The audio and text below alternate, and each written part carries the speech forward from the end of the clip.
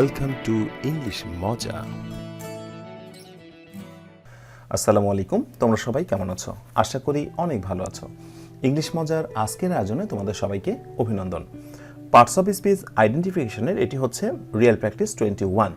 হ্যাঁ, আমি এর আগে আরও 20টি ক্লাস নিয়েছি। তোমরা যারা পূর্বের ক্লাসগুলো করতে চাচ্ছ তোমাদের সুবিধার্থে আমি ডান পাশে দেখো আই বাটনে একটি লিঙ্ক দিয়ে দিলাম, সেখান থেকে তোমরা পূর্বের ক্লাসগুলো করে আসতে পারো। তো আজকেও যথারীতি আমি তোমাদের সামনে একটি সেন্টেন্স প্রেজেন্ট করছি এবং সেন্টেন্সে ব্যবহৃত প্রত্যেকটি ওয়ার্ডকে দেখিয়ে দেবো কোনটা কোন পার্টস অফ স্পিচ। ইয়েস, এই হচ্ছে প্র্যাকটিস 21। এই হচ্ছে সেন্টেন্স। আমি সেন্টেন্সটা ফার্স্টে পড়ে দিচ্ছি, তারপরে বাংলাটাও করে দিচ্ছি এবং তারপর দেখিয়ে দেবো কোনটা কোন parts of speech. That Bangladesh lies in the active earthquake zone. Bangladesh যে একটা প্রবল ভূমিকম্পের অবস্থানের মধ্যে রয়েছে, is not unknown two Bangladeshi. এটি বাংলাদেশিদের কাছে অজানা নয়। অর্থাৎ পুরোটাকে সাজিয়ে বললে ব্যাপারটা এরকম হবে, বাংলাদেশ যে একটি প্রবল ভূমিকম্প সম্ভাবনার মধ্যে রয়েছে এই বিষয়টি বাংলাদেশি মানুষের কাছে অজানা নয়। আচ্ছা, এবার আসো, দ্যাটটা কোন parts of speech?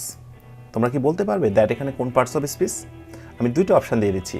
Option A, এটি হচ্ছে প্রোনাউন। অপশান বি, এটি হচ্ছে কনজাংশন।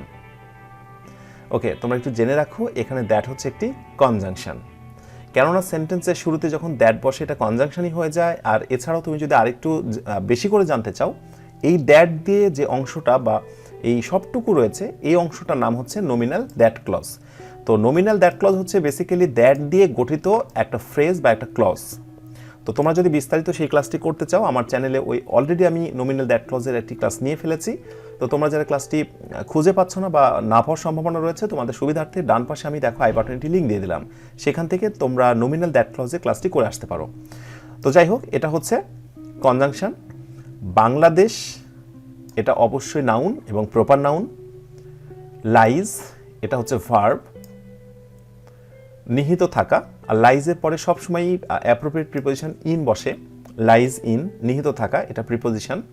দা এটা অ্যাডজেক্টিভ। অ্যাক্টিভ এটাও অ্যাডজেক্টিভ। আর্থকুয়েক এবং জোন, তোমরা কি বলতে পারবে যে এই আর্থকুয়েক এবং জোন এটা কোন পার্টস অফ স্পিচ? জোন এলাকা, এটা হচ্ছে নাউন। আর্থকুয়েক এই শব্দটাও নাউন। কিন্তু তোমরা মনে রেখো, পাশাপাশি যদি দুইটা নাউন একসাথে বসে তাহলে আগের নাউনটার নাম হয়ে যায় নাউন অ্যাডজেক্টিভ। আমি আবার রিপিট করছি, পাশাপাশি যদি দুইটা নাউন একসাথে বসে তাহলে আগের নাউনটার নাম হয়ে যায় নাউন অ্যাডজেক্টিভ। হ্যাঁ, অবশ্যই সে নাউন, কিন্তু পজিশনগত দিক থেকে এটা নাম হয়ে গেছে অ্যাডজেক্টিভ। কারণ আমরা জানি যে নাউনের আগে সাধারণত অ্যাডজেক্টিভ বসে। তাহলে জোন এই শব্দটা হচ্ছে মূলত নাউন, আর এখানে আর্থকুয়েক এই শব্দটাও অ্যাডজেক্টিভ। অ্যাক্টিভ এটাও অ্যাডজেক্টিভ। দা আর্টিকেল নয়, এটা অ্যাডজেক্টিভ, তোমরা আগ থেকে জেনে এসেছো। তাহলে এই সবটুকুর নাম কি হতে পারে? দ্য অ্যাক্টিভ আর্থকুয়েক জোন, এইটুকু নাম হচ্ছে নাউন ফ্রেজ। ইজ হচ্ছে মেইন ভার্ব। আচ্ছা, আমি তোমাদের যদি বলি এখানে ইজটা কি ভার্ব, মেইন ভার্ব, ঠিক আছে। এই ইজটা আসলে কার জন্য হয়েছে?